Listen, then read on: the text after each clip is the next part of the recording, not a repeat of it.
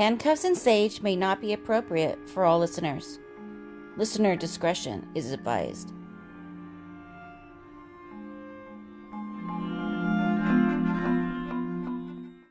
Hey, this is Handcuffs and Sage. Hey. Hey guys, this is Timo. And Red. And Dre. What's going on? Well, we were just talking about our fun weeks. Yes, we all had some super fun weeks. Super fun. Super fun weeks. Not really. We're saying that sarcastically. But hopefully this week will be better. We got our sage. We just need to smudge ourselves. Mm-hmm. Yeah. Let's just take a fucking shower, smoke shower in sage. Okay. Yeah. So I got some sage for the girls. My good deed for the week. Yay. Check. The guy that I got it from is an energy healer, so that was really interesting. And he said that, maybe he could come on or talk to us about energy healing. And I thought that was really interesting. Mm-hmm. I've never even really looked into that. Have you ever looked into something like that? I like Reiki, like the Reiki healing. Yeah. Like I've wanted to learn how to do that. I think I could do that. So I think like it's over the body. Yeah. It's all like energy. Yeah. I know my mom does that. Oh, cool. Yeah. Okay. I know she's like big into that. Okay. All right. So I don't know anything about it personally. The guy was so nice. The cool. sage smells How did so you find good. him? On Facebook, where I find everybody. Okay. And everything. So and was this somebody that you knew before? Okay. No. All right. Cool. No, I was just super stoked about it. We want to mention the Facebook group that we absolutely. Yeah. This is actually my good deed for the week too. Mm-hmm. Look up the name. Yeah, we're gonna look up the name. It's a super fun group that all of us joined. Miss Amy joined. Stephanie joined. What is it called? It's called Gifting Boutique Addict Friends. And it's for women. Yeah, it's for women. And the idea behind it is you post your Amazon wish list, and then you give and you receive. You give and you receive. Mm-hmm. And it feels good. It feels good. It feels good to give. Yeah. We've gotten some really cute things. I got like a really cute handcuff necklace and you got quite a few things. Yeah. It really was like so nice to get that. It was really nice. Everyone is very giving and polite and sweet and kind, and like we need the whole world to be more like this. I think the cool thing about this group is it's not really about getting anything. I think that the women are giving selflessly and with no like regard for like, okay, I expect something back. I think that's the best part. Mm-hmm. And if you really take the time to look into this page, you'll see that they're like opening themselves up to each other. It's a women's group, and we're here to like lift each other up. And that's really what they do in this group. It's really amazing. Like there was a woman in the hospital. It was amazing. Some girl's mom had just passed away and she had hospice in her home for 3 weeks. So I announced myself as a nurse, and it resonated with her, and she sent me a gift. Mm-hmm. So I was just like, the whole time I'm telling my husband this thing exists, and he's like, wait, I don't understand. People are just giving you things. Do they know you? No, they don't. It just feels good to give. It's good for the soul. It's good for your health. So it's very really cool. It's all been very good. So we want to say thank you. Absolutely. Look into the group. Mm-hmm. I didn't even know what an Amazon wish list was. Really? Right. And I felt so embarrassed because my sister had to help me. She's like set it up. Like she had to like, she sent me pictures and drew circles what to do, because I had never even heard of something. Well, I didn't know that I knew about the wish list, but I just thought it was something for you personally to be like, oh, someday. Like, I want this someday. I want this someday. Not that it's like someone can view it and like buy you stuff. And I had no idea. It's a lot of fun. It's fun. It's really fun. It's just good to make someone's day. If someone, post on there that they're having a bad day or something happened in their life this week, and then you just send them a little random, little trinket or whatever, something they have on their wish list. And I think it's good to see everyone in their sharing, like they're so open. Everyone's going through something. Like we all have our own battles, and some people aren't as open about. You never know what somebody is struggling with, and it's a little something to make their day. Yeah. That feels good. Yeah. It's really nice. Yeah. For sure. So that was my my good deed of the week. Mm-hmm. I didn't really do much. I was just way too busy at work just to deal with anything. I mean, we were on a group chat, and when I got home, I had to sit there for like 20 minutes and go through all of the texts from our group chat that I just could not get to during the middle of the day. But yeah, so movie update. I saw some movies. I had a 3-day weekend. So this weekend I decided to be lazy, and I watched some movies. I watched Ma. What's Ma? Oh yeah. With Octavia Spencer. No, what is it? Oh, it's so great. She just befriends some teenagers. They wanted her to buy booze for them, and she does. And then she invites them to her house and says, "Hey, I have this basement. I feel much better if you guys like just party. I have a basement. Just party in my basement instead of partying outside and whatever." And then it just gets wackadoodle from there. Right. Okay, when did it come out? Well, like what? Like maybe a year ago. Where can you watch it? On Netflix. On Netflix? Or Amazon, one of the two. I think Netflix has it. Yeah. And it's Ma, like M-A? M-A, Ma. M-A, yeah. Ma. And then I watched Prodigy. What is that? Yeah, I saw the preview on Prodigy, it was a couple that was trying to get pregnant. She finally gets pregnant, and this baby, the son of theirs, is just like this like genius. I mean, like he's talking at like 5 months old, and like saying like mama, dad, whatever. And it's kind of really interesting on a true crime level, because it's based on reincarnation, and the idea of it was when you are involved in, say, reincarnation, you're splitting your brain between your new soul and your old soul for a certain amount of years, and once you reach like 8 years of age, the bad soul, the reincarnated soul, will take over the new soul. And so that's what's happening with this kid. And it's a serial killer who is taking over his body. And it's fucking so crazy. What is that It's on? called, I think it's on Netflix as well. It was so crazy. You enjoyed it. Oh, it was so great. I'm like, and I didn't want to watch it for, I keep on seeing it pop up, and I didn't know if I wanted to watch it, because I'm like, because a lot of movies I see, I'm like, yeah, and then I watch like 5 minutes of it, I'm like, this is not good. But so judgy. it was great. I know. And then I finally saw La Llorona. Finally. Loved it. A lot of people didn't like it. I actually liked it. I haven't seen it. She's kind of, her face is kind of reminded me of the Evil Dead. Oh, okay. Like, that kind of like, but you could tell it was like super cheesy. But the whole story behind it and the whole everything else was really great. I love that. And then what else did I see? I think that's all I saw. Busy. I saw Lady Bird, but that's not like anything like I was crying Lady through the Bird. whole. I was crying through the whole movie. I watched it with my teenage daughter, and we cried together. I was crying. I couldn't stop crying. I'm just like, oh my gosh, yeah. So I'm glad it won the awards last year. I'm finally catching up to that. So I love that movie. So yeah, so I recommend all of those. It was really great. Prodigy is on Hulu. Hulu. Yeah. But I don't have Hulu, so I watched it on, I think maybe Amazon. Maybe. Oh yeah, maybe. Okay. Yeah. It's at a charge, $14.99. I don't know. Okay, so on La Llorona and Ma, I saw actually on Prime. Okay. On I need to watch that one. On Uverse Prime. So So I finally saw Joker. not Prime. On demand. Oh, okay. on demand. I finally saw Joker. Okay. We hadn't seen it. I hadn't seen it. I know, like, my husband and son went together to the movie theater. Very not like the rest of the Marvel stuff. We're like super, super comic book fans. Like every time a movie comes out, we have to watch it. And there was a lot of bad reviews on Joker, but I saw it and I loved it. Really? I thought it was really good. It really delves into like the whole like depression and like cool. society giving up on people kind of thing. But you feel a little bit sorry for the Joker until the end. I'm not going to give any spoilers because it's fairly new, but I really liked it. It was a good movie. Cool. Yeah. And then we got to do the 80s party.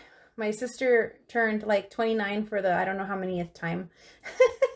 That's funny. And the Fonda Theater in Hollywood actually puts on a really awesome 80s theme party. I don't know how often they do it. I think it's once yearly, but this time we went all out. We got like all of our lace and all of our fluorescent colors So and fun. So crazy fun. makeup and big hair, and we did it big, and we had a blast. Cool. Out there. It looked like fun, your pictures. Yeah, it was a lot of fun. I'm excited about our 80s bunko. I know, Yeah. and so I'm like, oh yeah, I already got my costume for the 80s bunko. Yeah, you're lucky. So it's we do a monthly bunko. It's our second month. Red is hosting it, and the theme is 80s. So this Friday, we're all gonna we're all gonna 80s out. Big hair. Big hair, yeah. All day, every day. Yeah, and I have to come straight from work, so I don't know how I'm gonna do that. If I'm gonna be all like 80s out at work, Do it be like in the car on the way. Yeah. Just take hairspray with you. Tease your hair yeah. I while don't you're care. I'll driving. go to work all 80s out. I don't care. People be like, "What's going on?" I'm like, "I have a party tonight, bitches." Why are you Yes, judging? Yeah, right? yeah. Yeah. Look, this is my new look. What are you talking about? This is hot. Should we buckle up and talk about some paranormal? Let's Yes. do it. Okay, so I'm staying on the love theme, the Valentine's Day theme. Friday was Valentine's Day. It's Monday, so it's a few days after. But I wanted to continue on with the whole lovey and Valentine's Day theme. So I wanted to give you a little bit of history of Valentine's Day. Yeah. And so I do have some paranormal, but I do have a few little stories that I've thrown in there that don't really have to do with paranormal. They're just like freaky stories that have to do with Valentine's Day. Okay, so we're going back to Rome, Italy in the year 270. That was a long fucking time ago. And the ruler at the time was Emperor Claudius II. And he needed a really strong army. And that time it was really hard to get men to join his army. So he was pissed. He was like, what the fuck? Why aren't people, coming to fight for me because I'm their emperor? And he thought it was basically the fact that they were just too attached to their wives and too attached to their families. So he decided that he was going to ban all marriages and engagements in Rome. So nobody could get married, nobody could get engaged, so then he could have these soldiers that didn't have their attachments, and they would join his army. That's so ignorant. Can you imagine? Like, okay, we're not going to do it in public, but... Right. So there was a holy priest. His name is Valentine, and he didn't agree with this bullshit. So he still marries lovers in secret. I love it. It's even more romantic. Right. And when he was found out, finally, Claudius ordered his execution.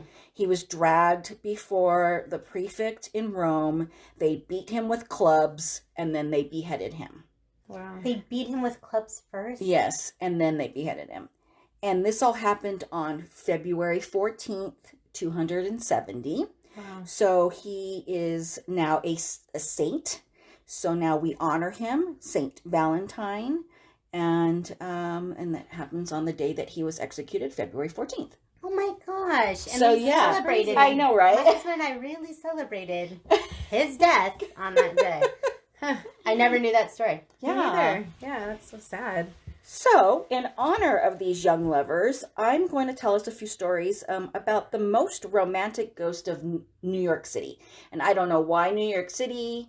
I Googled and Googled and Googled lovers, ghosts, this, that. I got some real weird stuff. But this one site popped up that said, romantic ghost of New York City. So, cool. Okay, cool. And there's quite a few. So that's where we're going. We're going to New York City. All right.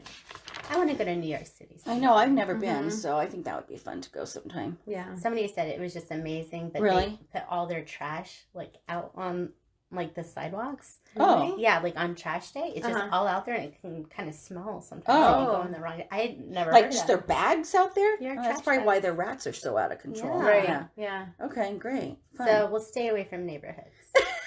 It'll be fine. We just won't go on trash day. Right? Okay. When is All right. trash day? I'll have to call some Yeah. random number. Right. When's your trash day? Right, when's your trash I day? want to visit. Yeah. Okay, so let's start off with the story of Gertrude Treadwell. And she's the most famous spinster ghost. I want to be the most famous spinster. You're married, so it looks like Timo's going to be that one. Bye, honey. So she was the daughter of a wealthy New York merchant, Seabury Treadwell. That was Dad's name. Seabury. That's a great name. And he bought a home on 29th East 4th Street in New York City.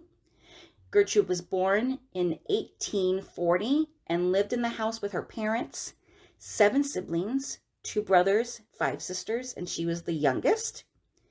And only 2 of the girls ever married. And this was very unusual for this time, because in the 1800s, you were married off at like 13, 14, 15, whatever. So only 2 of the 8 children were married. Wow. So Gertrude actually fell in love with Dr. Lewis Walton. And Daddy wasn't too happy about this. And the reason why was she was Episcopal. Episcopalian? Yeah. She was an Episcopalian. And Dr. Lewis Walton was a Catholic, so Daddy was not having it. He's like, He said, hell yeah, you ain't marrying a Catholic.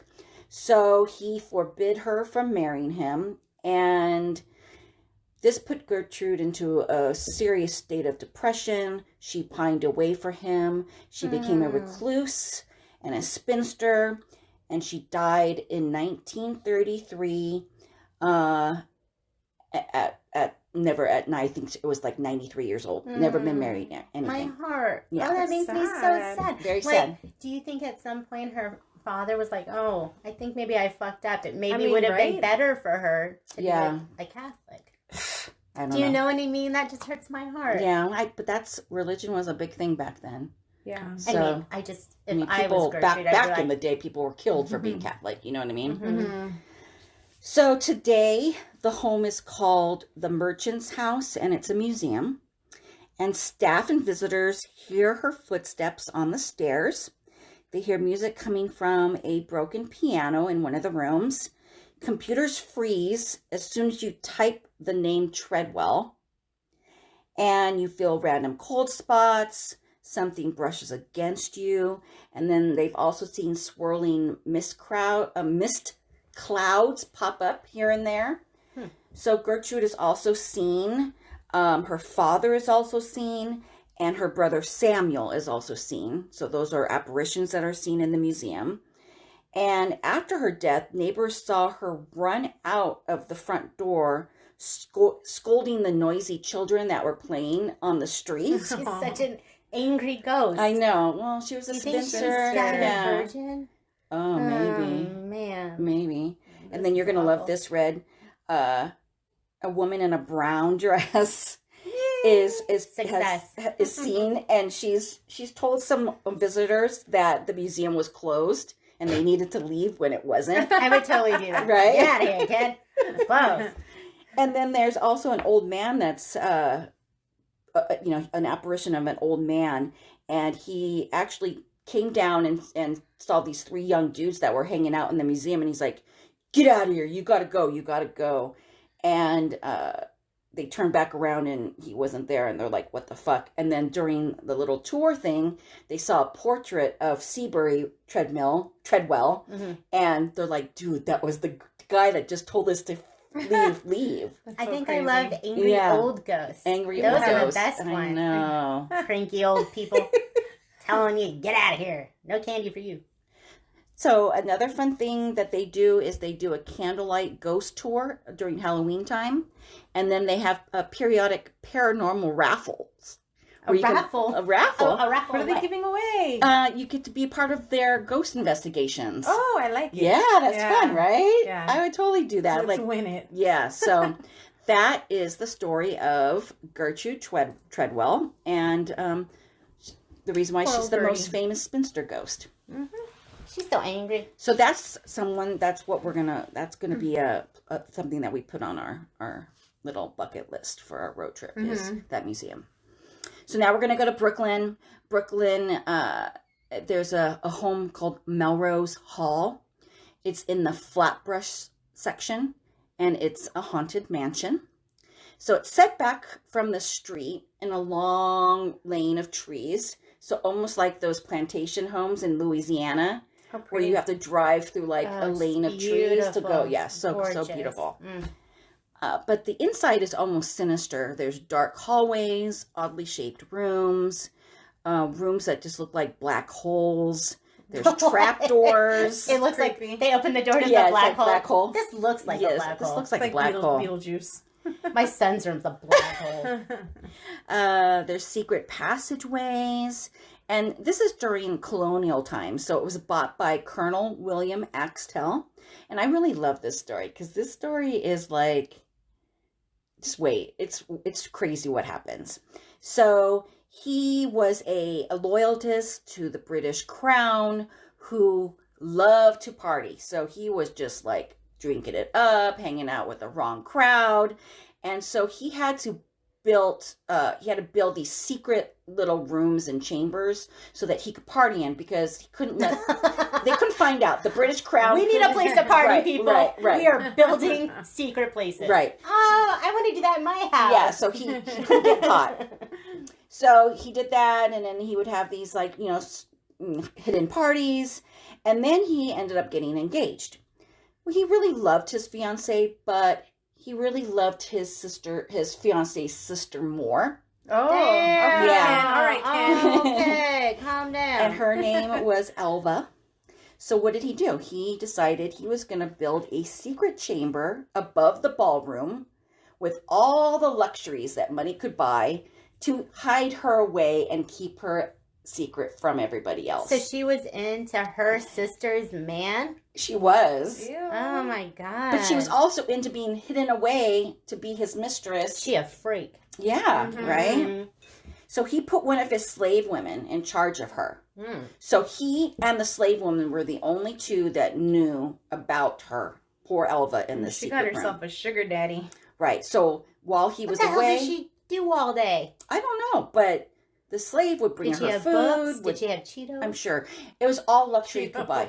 All luxuries that back in those times in the 1800s, she just had whatever she needed. But she was locked away into this secret chamber. Sounds awful. It sounds awful, but I'm not into it. so one day, William had to go on a trip. And of course, on these trips, he probably had to go to England and he had to go by ship. So, that, it was a few months at a time that he would be gone. So during the time that he was gone, the slave woman got very ill and died. Oh no! Oh no! Oh no! So nobody else knew about poor Elva up in this Was secret she room. locked away? She was locked away. Holy shit! But listen, she could have banged on the doors. She could have screamed her head off. She could have stomped. She could have thrown furniture. She could have done anything to try and get someone's attention. But she didn't, because she didn't want to reveal his secret and betray him. Oh, that's like true love, though. So she starved to death and died. Wow. No. And then What he an came. idiot. Then he came months later, right? months later, he came, and he was like, "Where the hell is the slave woman?" So he went to the slave quarters, and they're like, "Oh, she passed away." And he's like, "Oh, fuck." He's like, holy shit, stay Right. right here. I need to go check someplace real quick. Don't follow me. Well, he didn't Don't actually look. do that. He didn't do that. Oh, He didn't go check because he basically knew she's fucking Yeah. dead up there. So I'm not doing a thing. What a Everyone's dick. making really bad choices. Oh my God. Like this whole way through. Right, Bad right. choices. Can't Right. even rest in peace, this poor Oh, girl. well, yeah, listen to this. Mm. So one night the family was having a dinner party and the dining room got real cold all of a sudden.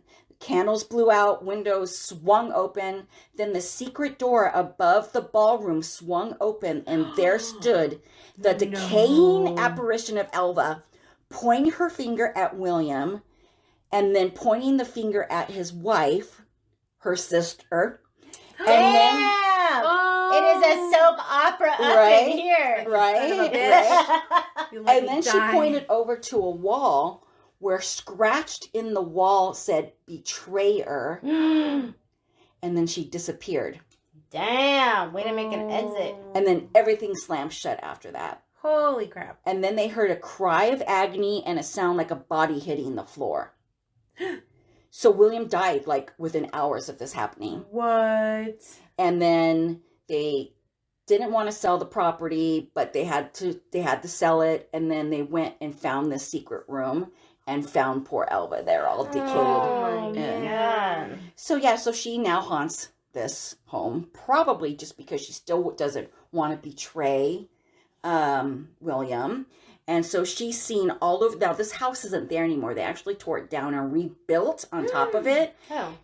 And she's seen roaming that property. So she's staying with the land, I guess. She's and just going to do what she she wants. just thinks that she's still walking around, waiting for him to come back to her, I guess. Starving to death sounds awful. She didn't have to do it, but she did it because she didn't want to. That's the thing. And then, oh God, what an idiot. Yeah, I think all these people are stupid. I'd be like, you know what? I don't care. He's going to get made. Oh, yeah. Yeah. So, Fuck that. yeah. I'm not dying for you. Could you imagine, though? No, because I'm not going to be dumb like Elva ever. I'd be banging all over. I know. No, I would never go into a place to be locked away. Right, exactly. Right. Mm-hmm. Right. Or have. I mean, at least, no, it was wrong, but at least get a fucking key. Right. Mhm. Like, Right. what if there's an emergency? In an emergency, here's Yeah. the key.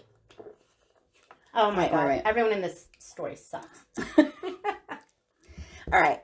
Staten Island. We're going to Staten Island now. There is a current restaurant, like party place. It's called the Old Bermuda Inn. And its website says it's a place where people dine, dance, and fall in love. Oh, Timo, let's hit it up. Okay, let's go. Girl. Let's go. So it's the former home of the Messeru family, and it was called the Messeru. I'm probably butchering that name, but How is it spelled? Mereseru. Meresereau. Mereseru. Well, let's say Mereseru. Mereseru Mansion. Okay. Beautiful name.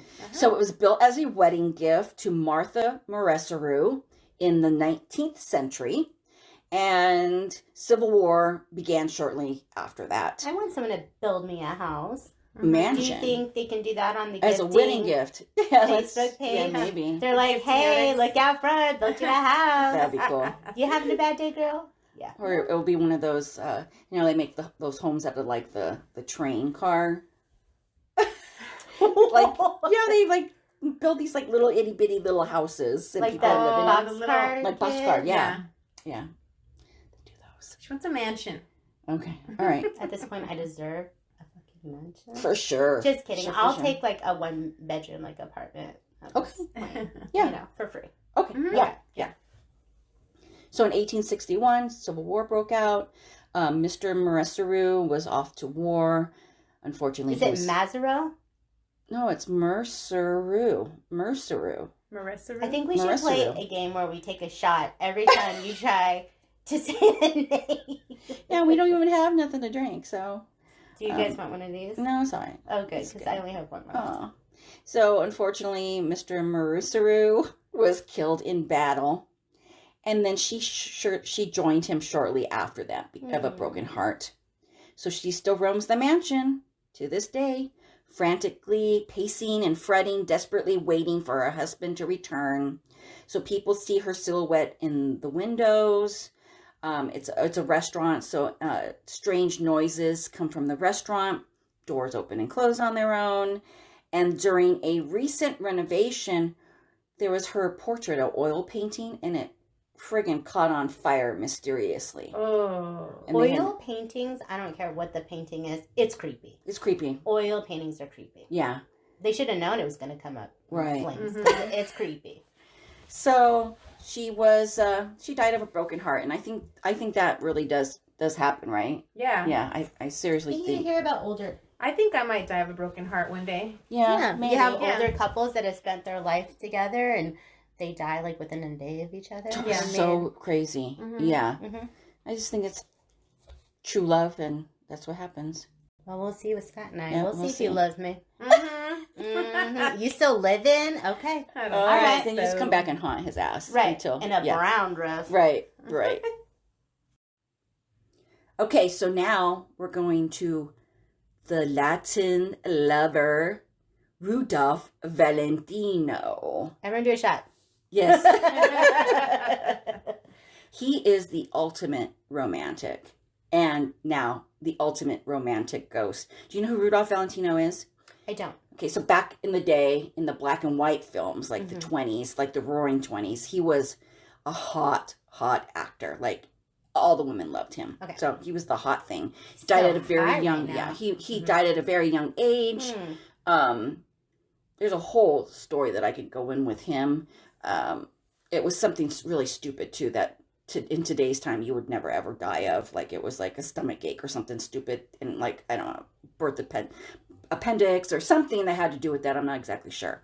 But when he died, there were tens of thousands of women outside the funeral just fainting and crying and screaming. They're doing it up big. Yeah, they were doing it big because he died, and they were just like brokenhearted.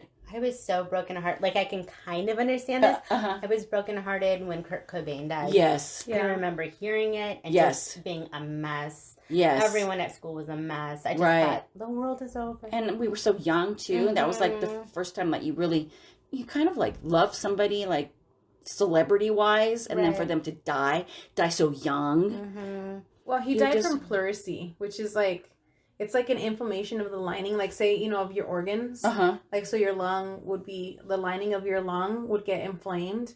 It usually resolves on its own, so it's stupid that he died from that. Right. It really is. Yeah. Oh, no. But he's in his 20s, and we just didn't have the, They didn't He was- have Tums? yeah, see, look, he was pretty cute, huh? He was a He hottie. was hot. Damn. and I'm he was really upset young now. when he died, right? He was like 20 something. Yeah. Yeah, it was really sad. Hmm. But women did that when he was alive too. They just like shrieked and cried. Oh, so I would do that for Charlie Hunnam. Like, if he came over, Yes. I would shriek and cry. oh my god, I would. Fall on his feet.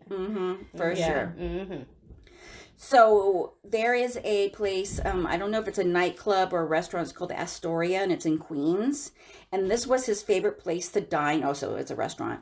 And so he's seen there sitting at random tables at times, so people will see his apparition just kind of hanging out. They see a fine-ass ghost. Right. Do they shriek and cry? Oh, when yeah, they see it's his just like ghost? faint and yeah. I will do anything you want, Right. dead ghost. Right. Mhm. And then he's all over the place, this dude. So now he's seen in Los Angeles drinking martinis at the Astor Room. What if that's just another hot ghost and they just think it's the same ghost? Maybe. No, I think you would know if it's Valentino because he's probably has his hair slicked back, totally dapper, in the old like 20 suit. Yeah. You'd probably be like, that dude kind of looks out of place. Like, what the fuck? Yeah, and then, Fine. oh yeah. And then he Mhm. disappears on you. Do you think his Damn. ghost is in black and white? Yes, that'd be really cool too. I don't think so, but Yes, it is in black and Black and white. white. It's in your notes. in some of the movies and like paranormal shows and stuff that I watched, there have been where they've kind of done that, where they've been like old timey like ghosts, Yeah. and they showed up in black and white. I but- love the black and white. Yeah, I'm yeah. into it, man. So one of our little field trips that we'll be doing next month is we'll be going to the Hollywood Forever Cemetery Oh, are we? for birthday month, for Timo's birthday month. Yeah. And that's where he's buried. He's there. He's Oh. in the mausoleum. He's in one of the little mausoleums. And there's actually a lady in black ghost that is seen there a lot, leaving flowers. I totally have the chills. Leaving flowers for him at his grave. I wonder if like he has no idea who this chick is. I don't She's know. Just like a straight fan. Oh think my we'll see God. her? Yeah. That would be so awesome. That would be creepy Yeah. as shit. We should, So- we should shouldn't bring go. him some flowers. Yeah, we should just pass on that. No. We want to Yeah, see- that's I will beautiful. pee my a pants. gift. We have, yes. We gotta take your gift. Red got some ghost hunting equipment. And I yeah. don't make fun of me. I don't even know what it It's No, okay. is. I'll teach Like, you. It's good. No, I but don't what know. what are they? Well, one of them is like an EMF, so Uh-huh. it measures your temperature. So they say I have a thermometer. no, but this is like I love if you. if like I was playing with it and it said it was 78 degrees in here. That's chilly. Yeah, I like it to be hot. but if it starts going down like Like drastically. it drastically, that means there might be some type of spirit around you. It's Or like just when like when a Elva window came open? out. Yes, yeah, that she would have been chilled like the room. Like you see that in movies where Right. like, their Yeah. breath is all of a sudden cold. Uh-huh. right. yeah. I don't think it gets that dramatic, but yeah, know. we don't know yet. And then the EMF, when I was playing around with it, it was at 0. But then if there's some type of weird like energy coming around, it'll start. And I started doing it at first, I'm like, what is going on? And then I got a text. So I think that was some type of electrical field with the text coming through that it kind of moved the EMF a little bit. And then as soon as the text went away, it went back to 0. They should come up with technology that just says, like, it comes up saying, there's a ghost. Well, like nothing to do with temperature. It's just here. Well, there's the cameras that they use that does it maps out like a body.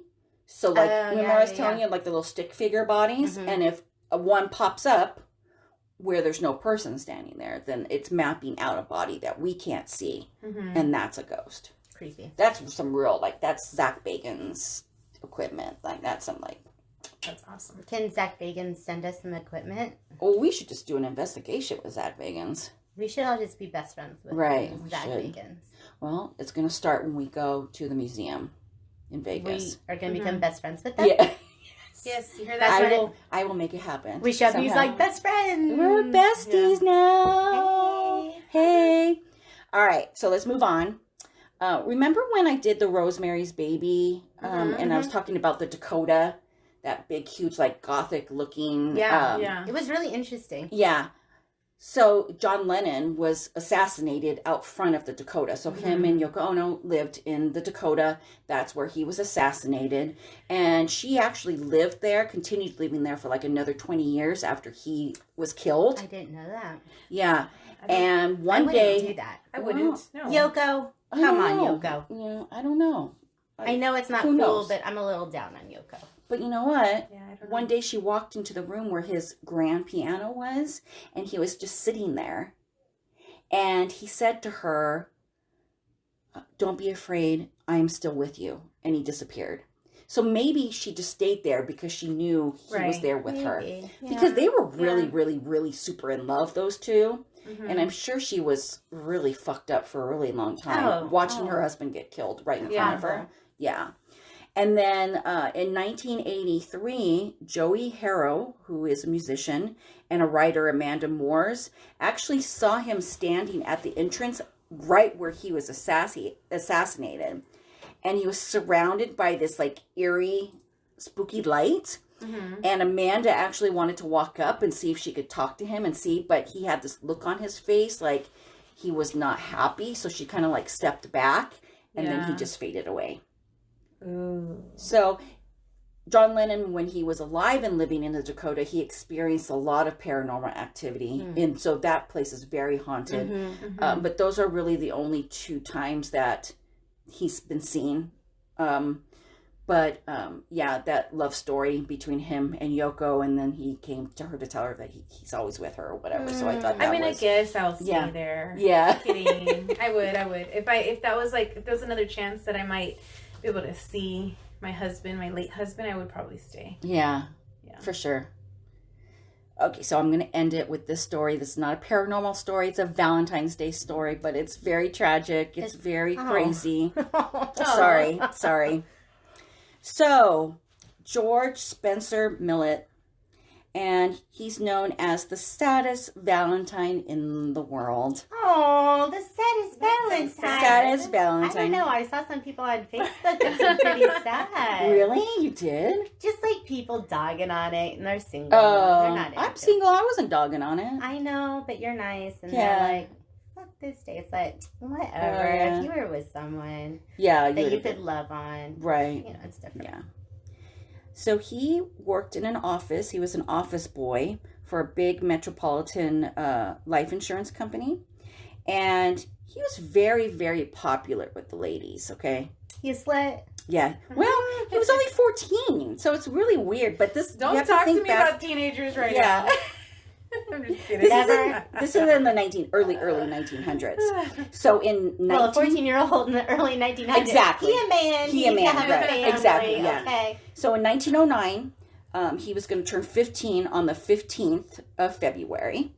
So it was Valentine's Day, and all his coworkers, all these girls that liked him, they kept on saying, for your birthday, we're just going to attack you and start kissing you all over. And he was like, yeah, right, whatever, that's right? Assault, That's mono right there. It's mono waiting to happen. And There this is it happening is. in the workplace? In the workplace, He yes. should have gone to HR. He should have Sexual said harassment. something. Right. Yeah. But I think he kind of liked it, but no. Because when work was over, they finally did it. They all ran up to him and they started trying to give him tons and tons of kisses, right? So he actually tried to get away from them and he fell and cried and said, I am stabbed. And everyone's like, what? What the fuck? And all of a sudden there's just a pool of blood and nobody knows what the fuck's going on. So ambulance comes, What? they take him to the hospital, and he dies. What? Yes. From kisses? Yes. Worse than mono. But the autopsy showed that, quote, the Cupid died from his own arrow. Shut What? up. He had an ink eraser in his breast pocket. Now, what an ink eraser was, it's kind of like a tiny little knife that they would use for bloodletting. I don't know why he had this. Do you know what bloodletting was back in the day? Yeah, why would he have that? I don't know why he had it. Maybe it had to do with his job. I'm not exactly sure.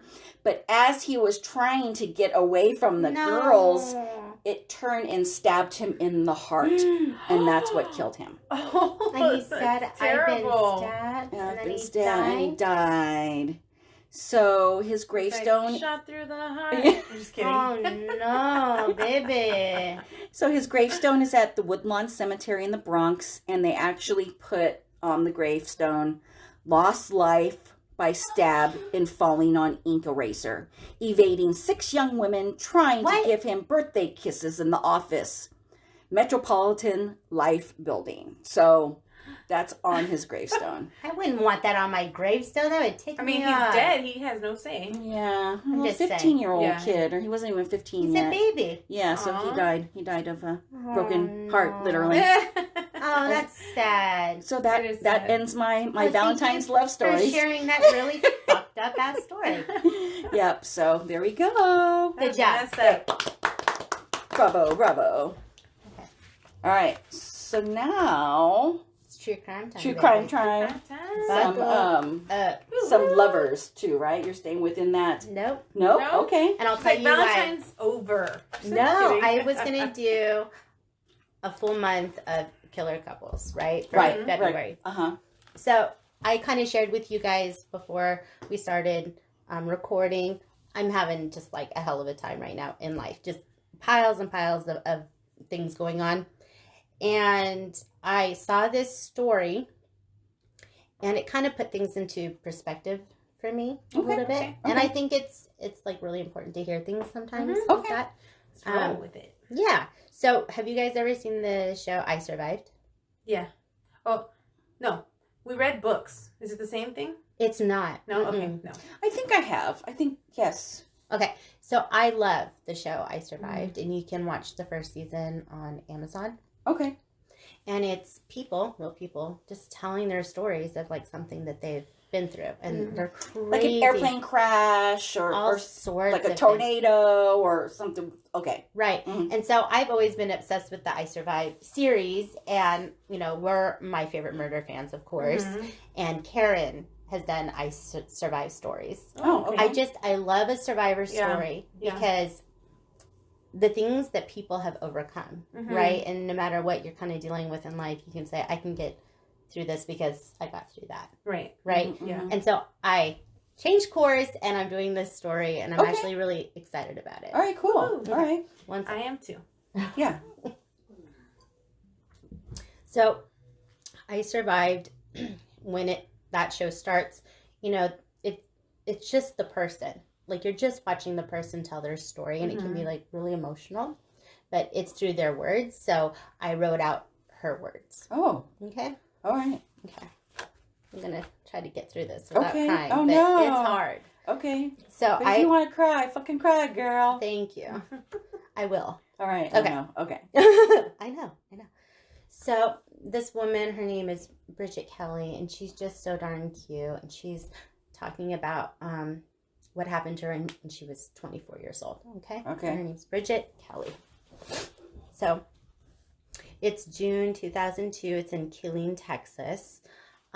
Bridget had just dropped off her friend, and then she parked her car at her apartment complex, and then she walked inside. She locked both deadbolts and like a, you know, like the key, the chain, right? Yeah. So she's feeling like I'm at home. She goes in, she takes her contacts out in the night, right? She's put on comfy clothes. She's just getting ready for bed. And all of a sudden she hears a really loud bang on the wall of her apartment. Okay. And it totally freaks her out. Really loud boom. Okay. So she goes out and she looks through the peephole and she sees a man running straight towards her door. Oh, fuck. And she oh my God, what do you do? It's crazy. I mean, imagine you're living alone, you're 20-something, and all of a sudden a man is running straight towards the door that you're looking through. It's terrifying. So Bridget lived in a gated community, but the gate was stuck in the open position. Oh, no. Come on, HOA. No. Yeah, like Not you okay. think about that. Like that's why you live in those communities, right? To feel safe, or you know, some have a security guard even, but this one had the gate open. So she took her contacts out. She put on her comfy clothes. You know, she heard this loud boom on the front wall of her apartment. It totally scared her. She went out. She looked through the peephole, and she saw a man running straight towards her door. Jeez. That is crazy. She remembers it in slow motion. Like, as she thinks I feel like I would too. Right? You like know? when you're looking back on things like that. She said it was like happening in slow motion. And he kicked the door down. Oh, no. It knocked her down. He pointed a gun at her. He said, I want money. So this sweet thing was just ending her night. It was quiet. She felt safe. And all of a sudden, there's a guy in her apartment pointing a gun at her. I just think this is terrifying, right? Especially if like she's got these locks on the door, like you're safe. Right. And all of a sudden, he's in your space. Right. And who carries money in their house? I don't. I don't carry money anywhere, not even in my bank account. It was like... So Bridget is talking, and she's saying, at that moment, it's like she had entered a completely different world. Like she couldn't wrap her mind around what was happening. Right. He was a tall, skinny, younger guy. She just got to her purse, and she gave him $40. She had $40 in her purse, and she gave it to him. He said, "Get your keys. We're gonna go get my money." Oh, no. He took her keys, and they walked out of the apartment towards her car, and he actually walked ahead of her, and in that moment she knew that he had been watching her because he knew what car was hers. Oh, fuck. So she looked around for help in the parking lot. This is late at night, and no one is there. They drove out of this complex, and she prayed out loud, "Hail Mary, full of grace." And she said she did that for him to see her as a person. Right. Okay. I don't know a lot about prayers, but just thinking about this young girl in this situation is so scary. So they drove across the street, and it was a dark parking lot, and they went there because it was like a single ATM machine by itself. And she got out of the car. She took $200 out. That was the max amount she could take. And he was in the car waiting for her, and she wanted to like get away, but no one was there to help her, and he had a gun. And that's a scary thing, you know, like being the smaller of the, you know, the species. It sucks to be in a position like that, because I feel like I think about this a lot, like knowing true crime the way we do, like, oh shit, they're taller, they're faster, they're stronger. It's so scary to be the weaker species, quote unquote, you know? And then having a gun on top of it where he could just be like, bam, bam, you're dead. Right. Yeah. And it's so sad because you're thinking, I'm outside the car, he's in the car, but still He's in control. You're obligated to go back into that car. Mm-hmm. And I'm sure she's racking her brain like, oh shit, how do I get out of this? Yeah. You know? Yeah. Wow. So she gave him the $200. Mm-hmm. And she got in the car and he started to drive. And he kept driving. He turned into an empty field and then continued to drive through the field in the dark. Oh, shit. And she said that in this moment, she felt like she was leaving humanity behind. Right. Like, yeah, all alone. Right. Yeah. In the dark. Terrifying. Oh, my God. Mm-hmm. She thought about all the people that loved her. That was all that mattered, that she had been loved. Mm-hmm. He stopped the car. He told her to get out. He told her to take off her clothes. And she said to him, God does not want you to do this. And then she took her clothes off. Mm. So, as she took her clothes off, her ATM card fell out of her pocket onto the ground. And she thought, this is how they are going to identify my body. Yeah, I would think the same thing. Yeah. She bolted and ran. She starts running. Freaks out, starts running. Yeah. He easily catches her. Right. Oh, Jesus. That's what I'm saying. Yeah. She's not getting away. He grabs her and she feels the gun in her arm. And she knew she was going to be raped. So he told her to get on the ground. She said that in this moment, she was trying to just keep her head straight. Like, just be calm. Stay together. Right? And he raped her. She said that she tried to just mentally disconnect. Right. Okay. Right? And we hear that a lot. Right. You're not here. This isn't happening. I'm going to go think Right. about something else. And then she thought, I just want to survive. I just want to survive. He said, stand up with your back to me. And she knew he was going to shoot her. Oh, Right. Jesus. Yeah, they don't want to see your face. Oh, man. So she said in this moment, she thought to herself, just fall and play dead. Right? He shoots her. Oh, Jesus. The bullet went into her back and she fell to the ground and played dead. Okay, she's not moving. He stood over her and shot her again. The bullet went into her lower back and she was just thinking to herself, just roll with the shot and play dead. Like it didn't. Right. Like and it she didn't hurt. Right. Right.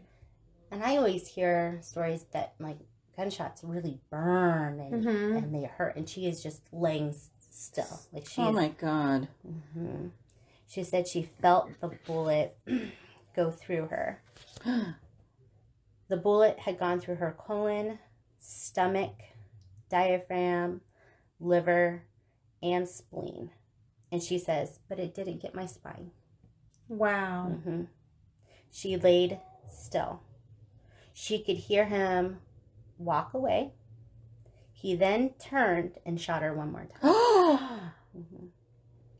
So he gets in the car, he drives away, and she waits until she can't hear his car. She gets on her hands and knees. So sad. And she says it was really hard to breathe. Like Right. she couldn't breathe. And she said, please, God, help me. She tried to stand up, but she was just bleeding. Right. She's in bad shape. She said that in this moment, she thought about her family so far away, asleep in their beds, not knowing what was happening to her in that moment. She thought about her niece, Jenna, who was just 3 months old, and that she would never know her. Wow. Oh, my God. Like the things that go through. Right. Yeah. She thought, I'm just 24 years old. I'm not supposed to go this way. She all of a sudden felt like she was very focused and that her brain had like just taken over in this situation. Mm-hmm. Yep. Okay. Okay. Mm-hmm. She was shot 3 times. She was naked, and she was bloody. She was really scared that, of course, this makes sense, that he would maybe drive by and see her. Mm-hmm. Yeah. Right? Yeah. And then she said she had this overwhelming feeling coming over her that said to her, get to the houses. And there was, like, you can see a picture, like, she's in this field, and there's some houses, like, some lights, like, far away. Mm-hmm. She said she stood up, and she felt a shove towards a certain way, towards houses. Wow. And all of a sudden, she starts running. Just running. And she's holding her stomach together. Right. As she's running. So she gets to the first house and she's ringing the doorbell. The woman that comes to that door is too scared to open the door. Oh. Mm-hmm. Mm-hmm. Mm-hmm. Oh, wow. Yeah.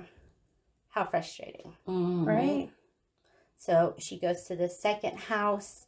She's ringing the bell. She's banging on the door. A man opens the door and immediately says, get a blanket. And she said, in that moment, I didn't care that I was naked. I didn't care that there was blood all over the place. She said, no, just call 911, right? Yeah. Mm-hmm. Right. And it turns out that this man that had opened the door was a 20-year veteran of the military. He knew she was shot. And she said, this was the exact person I needed. Wow. Yeah. I And have this- the chills uh-huh. right now. She said that she had tuned out all sensory experiences, Mm-hmm. that the brain in that moment just gets you through it, Right. right? So Bridget's attacker was caught when he returned to the crime scene to show her body to his friends. Oh, What a shit. fucking dirtbag. God. Mhm. Yeah. He was convicted of rape, kidnapping, and attempted murder. He got life plus 40 years. She says that she survived because of the love of her family and never ever give up. And, you know, she goes and she talks about what happened, and she's very brave, and she says that she never wants her parents to like come and like hear about everything that she went through. Yeah. That would be very difficult. Right. her. Yeah. Uh-huh. Bridget had 2 major surgeries. She did 3 months of recovery and then went back to work. She's a teacher. Aw. And I kind of like love this ending because this TV producer like did her story and she was on TV and everything. And then he was in New York, and she had moved from Texas to New York to finish her master's degree in education. And after she moved there, he's like, would you like to go to lunch sometime? And okay, and they fell in love, and they're married, and they have kids and everything. He's like, well, we have a really interesting start, right? But they're married, in love with kids. That is so Aw, so awesome. sweet. What a great story. But I think it's really good to talk about survivor stories because it Yeah. puts things into perspective. What's really, really important at the end of the day. Mm-hmm. Mm-hmm. And I just, she was And so not sweet. to give up, because I think in a part like, if I was in that place, I would just let me die, just let me die. And I would probably give up. Really? Yeah, I think I would. I freeze, like when I'm scared, I freeze and my knees like buckle. I don't know what I don't think I could run or anything like that. I think my body would immediately just say, fuck it. Yeah. I would be afraid because I'm a fighter. Like, I think it's been proven I'm a little bit scary. So, like, if somebody were to... It's been proven. There's been testing done. I just don't know. Like, I'm the person that, like, runs to, like, the scene of an accident. Or, Right. you know, when people question, like, oh, I don't know if I'm fight or flight. You know, like, I get scared very easily. And it's kind of funny when that happens. But, like, if something were to truly, truly happen... Like, I'm a fighter. I actually had, like, a crazy situation when I was very young. I was 17 and I worked at JCPenney. And I had a couple of stalkers. It sounds stupid, right? But there was this one really big guy that was a stepbrother to a kid that I went to school with. And he had mental issues, and he convinced himself that I was his girlfriend. And so he would start to grab me like I went to lunch with one of my friends, like a short little kid. He was like 15 years old or whatever, in ROTC. And he was like, who the F is that? And then he grabbed my hand. Oh no. I was like 4'10", like 120 pounds. He was like 300 pounds, 6'5". My scrawny little ass was fighting and God. I was in the middle of JCPenney. And so like one of my friends in loss prevention, I actually recently found him on Facebook, and I was like, I can't tell you how much I love you because you saved me. Like it felt like this huge thing when I reconnected with him. But I remember this so clear as day, like him grabbing my arm and me just he could basically lift me with one arm. And so this guy, Murray Jacobs, he's now a sheriff. Oh, wow. In Lancaster. He flew up. He's like 6'5", but he was like skinny, scrawny little thing too. He flew up like 3 flights of stairs and tackled the shit out of this guy. Yeah. So that's we're crazy. It was just like crazy story. But like I had these situations, so I know that I would fight. So in this situation, I would actually be afraid that even with the gun, I would be like, you motherfucker, and I would try to hurt him, and he'd probably just shoot me dead. Yeah. Yeah. That's my downside. Well, I hope that none of us are ever in this situation to have to make that possible. Right. But yeah, that was awesome. That she has. That's awesome. Yeah. It's amazing to me. Yeah. Definitely she had an angel looking over her because to push her in that direction. She said that she felt that shove. Damn, that's she crazy. really stayed calm the entire time, and she was able to talk her way. Okay, this is gonna happen, right? And we're gonna get through this, and this is what I'm gonna do next. I don't know if I would be able to do that. Like she is really a warrior woman. She is. She's a lady pirate. She is. Well, so I was just good story. Yeah, really good. Okay. Yeah. That's how you did it. Yay! Okay. So we got something good for our We have better story of the week. Woo, woo. It's time. So I think we recorded on a Saturday last week. So then on Sunday, we all know the Gentle Barn here in Santa Clarita. So I wanted to do a local story. And I've always wanted to go to the Gentle Barn with the intention of talking about it because I know that it's really special. I didn't realize how special until I was there.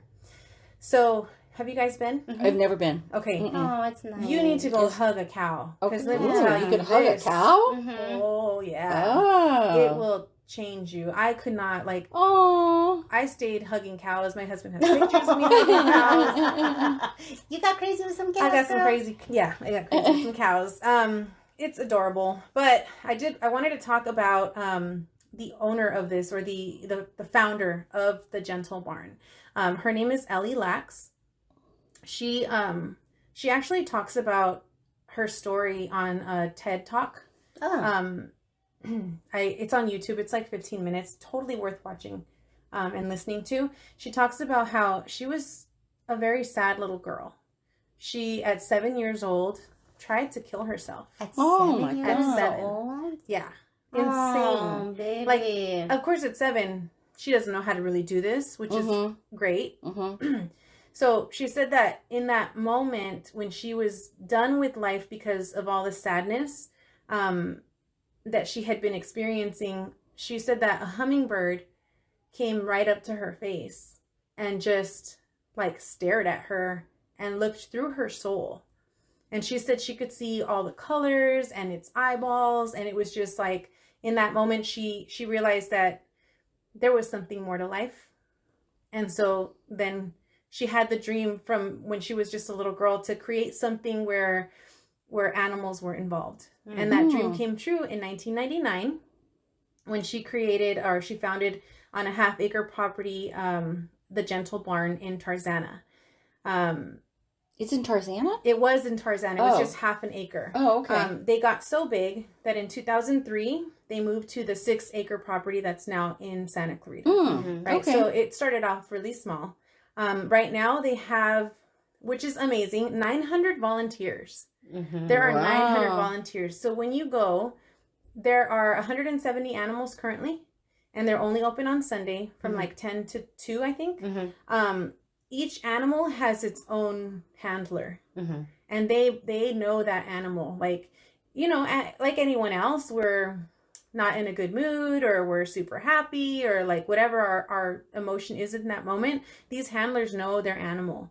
And so like if a kid tries to walk up to this like really crazy emu that wants to be picking at people, the handler's like, oh, you know what, Charlie doesn't want to be touched today, Mm-hmm. and it's really cute because they know, right? Mm-hmm. And then you'll see like, oh yeah, Barry the pig loves hugs or whatever, so you can go hug turkeys, you can hug chickens, pigs, pet the pigs and the goats and the sheep.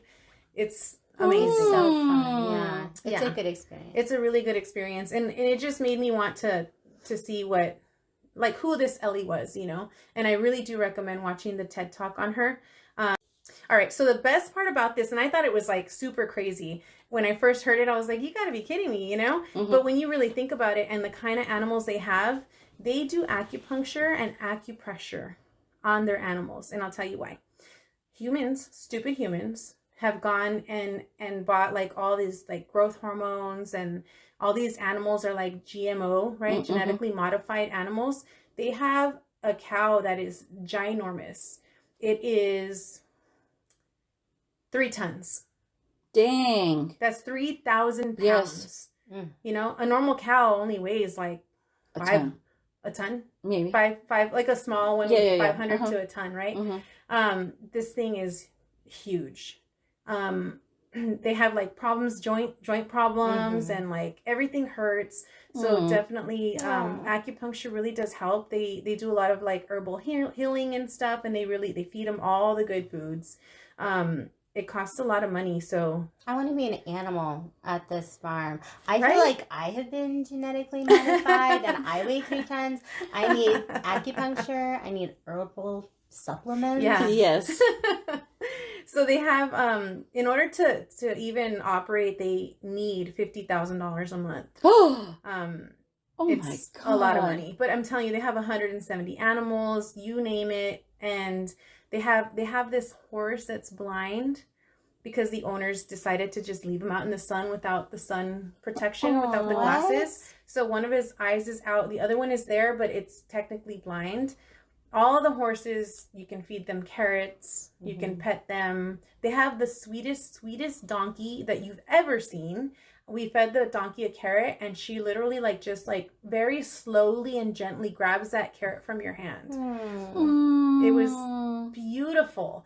I don't know, you can just see every single volunteer has so much love in their heart, and it's just a good place to go, and it makes you feel amazing. And there's that cow that was 3 tons. I stood there with him for a really good amount of time. He has the smoothest fur. I was hugging on him and brushing his fur and stuff, and it was just beautiful. So shout out to Ellie Lax for having this amazing experience as a child and for loving animals so much that she created the Gentle Barn. There are actually other locations. There's 2 other ones. I don't have that information right now, but I'm sure we can get that. But because this is a local one, I say, let's go again. Yeah. Next, let me know. Yeah. I want to go next time. Yeah, it's beautiful. Oh, good job. Badass story of the week. Yeah. Okay, so I wanted to give a shout out. Yes. For our new patron on Patreon. Woo! Thank you, Stephanie. Yay, Stephanie. Yay, Stephanie. Fangirl. So we'll be getting some goodies out to you. Some loot. Yes, some loot. And some lady pirate booty. We really want to come up with that our first listener stories. So send those to us at handcuffsandsage@gmail.com. Check out our new website at handcuffsandsagepodcast.com. And Instagram, yeah. Hit us up, Facebook, Twitter. All the things. And yeah. Thank you for all your support always. Yes, we love you guys. And remember, we do what we want. Woo! Bye, guys. See ya. Bye.